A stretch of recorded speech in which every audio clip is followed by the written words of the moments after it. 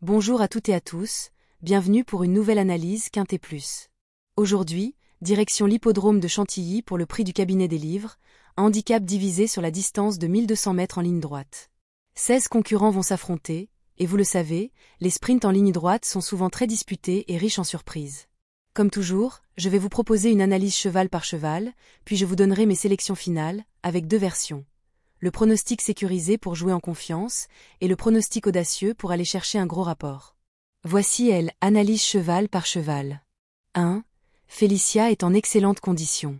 Elle a toujours montré beaucoup de vitesse naturelle, et je pense qu'elle peut tirer son épingle du jeu sur cette distance.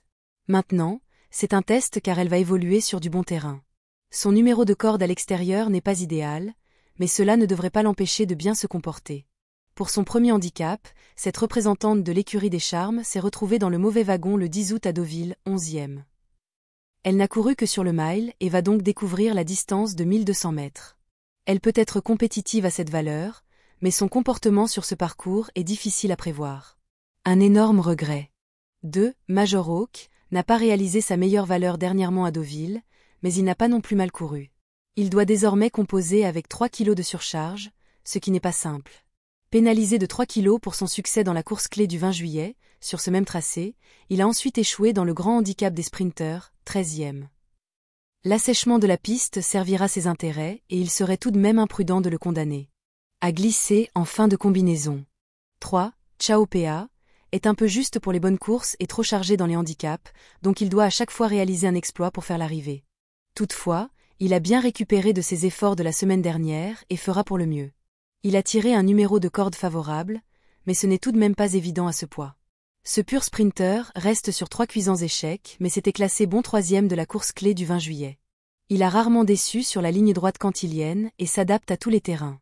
Dans un jour faste, il est capable de finir dans les 5 premiers. 4. Egiategia. Un cheval qui a déjà couru à bon niveau, notamment au-dessus des handicaps. Il redescend ici dans une catégorie où il peut briller. Si le terrain reste bon souple, cela va clairement l'avantager. C'est un candidat très sérieux pour les premières places. Elle a de la qualité. Elle a eu des ennuis de santé à 3 ans qui l'ont écartée de la compétition pendant un moment, mais elle a été capable ensuite de revenir à un bon niveau.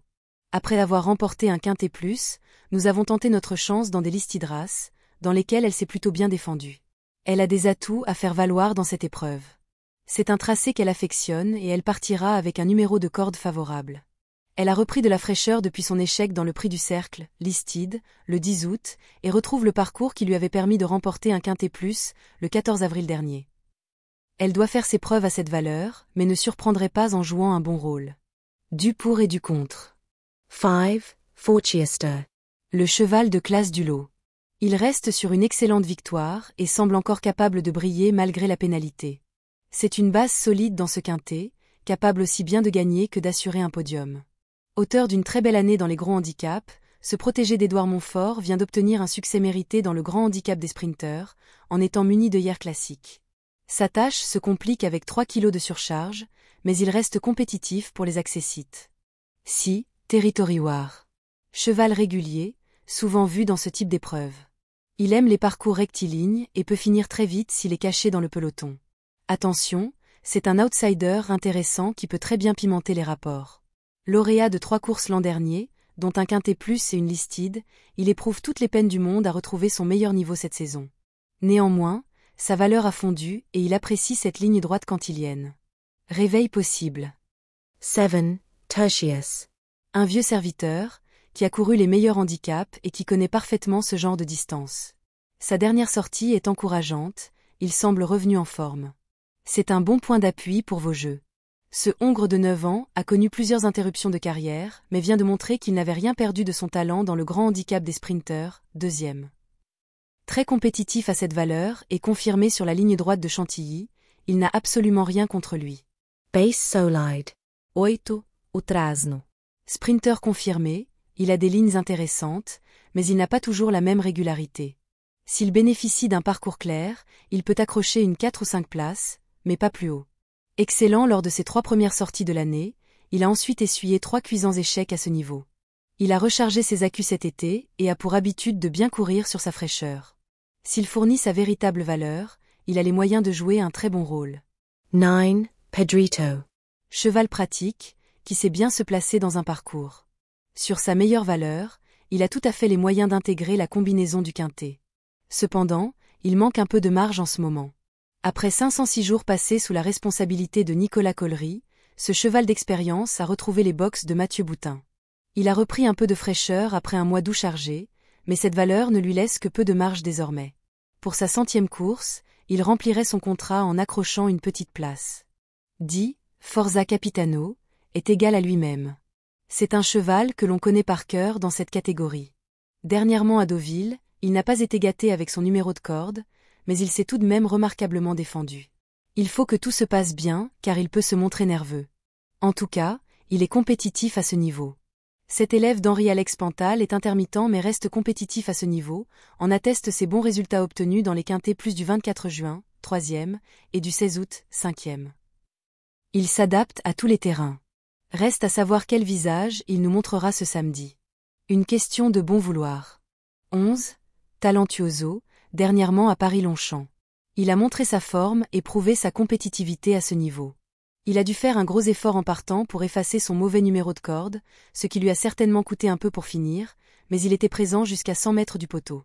Pour sa première tentative à une valeur aussi basse, il s'est montré très tenace dans le prix Caru, 5e, sur le toboggan de Paris-Longchamp.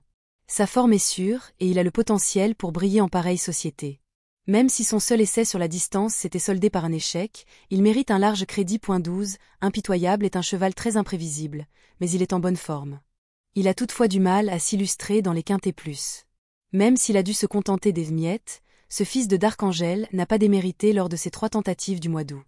Il n'a aucune marge à cette valeur ni face à de tels rivaux, mais il a déjà gagné sur ce parcours et dépend d'un entourage particulièrement adroit sur ce registre. Avis aux amateurs de sensations fortes. 13. À l'image de Ciao PA, 3, Scarface, 13, n'a pas de marge. Il n'aura pas non plus un terrain à sa convenance, car la piste a bien séché.